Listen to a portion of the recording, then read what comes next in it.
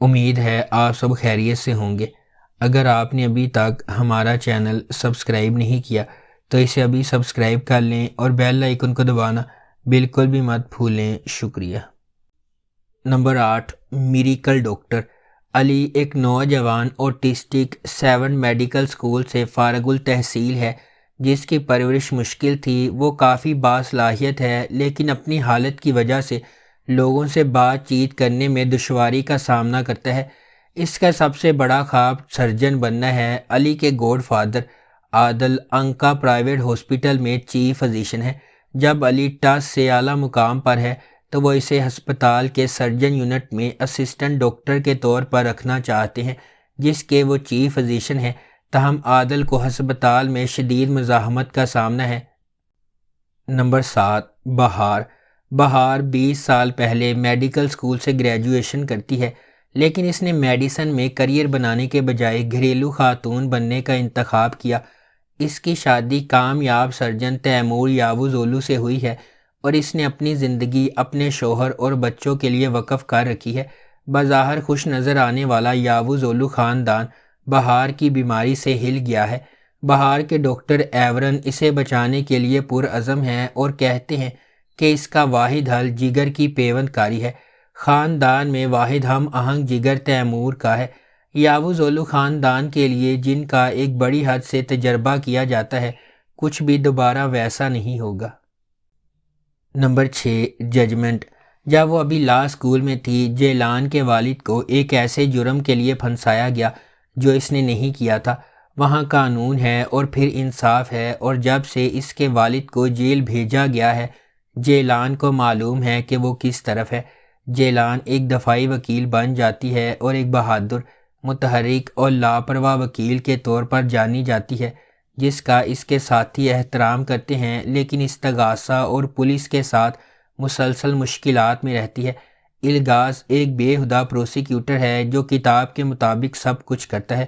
اس کے والد Istanbul police department کے قتل عام کے معزز سربراہ ہیں اور یہ انہی کی طرف سے ہے کہ الغاز کو صحیح اور غلط کا ناقابل فہم احساس ملتا ہے۔ اس کے لیے قانون اور انصاف ایک ہی چیز ہے۔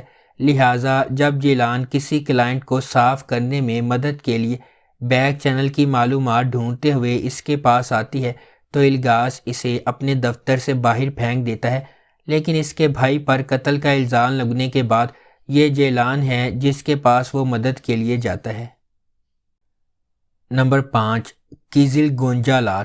کیزل گونجالار مریم کی دل خراش کہانی سناتا ہے جس کی شادی ایک اسلامی فرقے میں 14 سال کی عمر میں ہوئی تھی اور اب وہ اپنی بیٹی زینب کو شیخ کے پوتے کی دلہن جیسا انجام بھگتنے سے روکنے کے لیے بہادری سے لڑ رہی ہے۔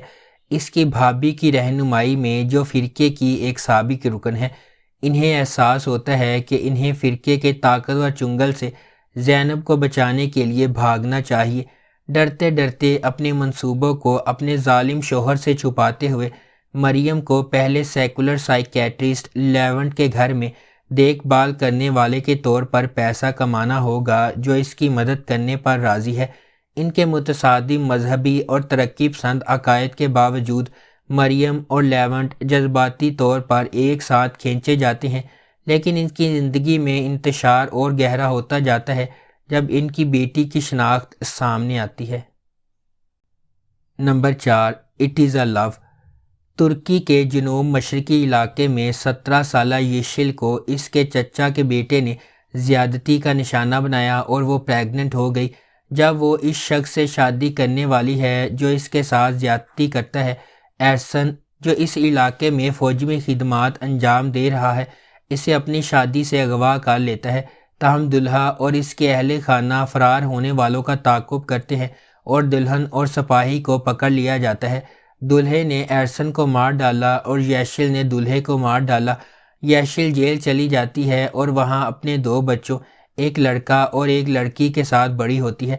جب یشل کو رہا کیا جاتا ہے تو وہ اپنے بچوں کی حفاظت کو یقینی بنانا چاہتی ہے، یہ جانتے ہوئے کہ طوفان قبیلے کے خون کو نہیں بخشے گا۔ یشل نے ایک منصوبہ بنایا۔ اس کی رہائی کے بعد وہ ایرسن کے خاندان سے رابطہ کرے گی اور دعویٰ کرے گی کہ ایرسن اس کے بچوں کا باپ ہے۔ Number 3، 10 siblings. قادر، عمر، آسیہ اور ایمل، یہ 4 بہن بھائی جو ایک دوسرے سے قریبی بندھے ہوئے ہیں، کئی بدقسمت واقعات کے بعد اپنی ماں اور باپ دونوں کو کھو دیتے ہیں۔ اپنے سب سے پیارے لوگوں کو کھونے کے بعد وہ ایک دوسرے کو پکڑے رہنے کے سوا کچھ نہیں کر سکتے، کیونکہ اب ان کے پاس کوئی اور نہیں ہے جس پر وہ انحصار کر سکتے ہیں۔ یہ اس وقت تک ہے جب تک کہ عاقف عطا کل، وہ شخص جو ان کی تمام بدحالیوں کا سبب ہے، ان کے لیے ایک کالج کے دروازے کھول دیتا ہے، جس سے وہ ایک بالکل نئی اور مختلف زندگی سے پردہ اٹھاتے ہیں۔ یہ نئی زندگی جہاں امیر اور غریب، مجرم اور شکار کے راستے آپس میں ملتے ہیں، ہر کسی کو ایک نئے انسان میں بدل دیتے ہیں۔ لیکن قادر اپنے خاندان کو رواں دواں رکھنے، اپنے بہن بھائیوں کی حفاظت اور سب کو ساتھ رکھنے کے لیے جو کچھ کر سکتا ہے وہ کرتا ہے۔ Number 2، 3 sisters. ایک زمانے میں ایک خوبصورت لیکن پر اسرار ملک میں 3 بہنیں رہتی تھیں جن کا نام ترخان، دونش اور دریا تھا۔ ایک قریبی خاندان کے طور پر وہ ہر رات ایک امید افزا مستقبل کا خواب دیکھتی تھی، شاید ایسی پرورش جو ایولی کی دیودار کی خوشبو والی سڑکوں پر پریوں کی کہانی سے ملتی جلتی تھی، نے انہیں جوانی کی سنگین حقیقت کے لیے تیار نہیں کیا تھا۔ وقت گزرنے کے ساتھ بہنوں کو پتہ چلتا ہے کہ زندگی اور اس کے ساتھ ہونے والے انتخاب اتنے آسان نہیں ہیں جتنے وہ نظر آتے ہیں۔ ناقابل فہم راز وہ لوگ بھی چھپا سکتے ہیں جن پر سب سے زیادہ بھروسہ کیا جاتا ہے، اور خوفناک بیماریاں ماضی کی قیامت کا باعث بن سکتی ہیں۔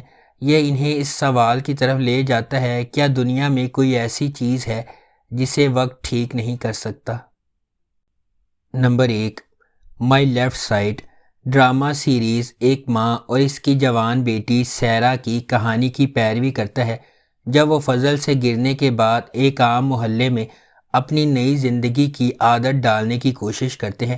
سیرا جو اپنے دونوں پیروں سے کھڑا ہونا سیکھ رہی ہے، سیلم کا سامنا کرتی ہے جو امیر اور طاقتور قتل و سوئے خاندان کا وارث ہے، اور چنگاریاں اڑنے لگتی ہیں۔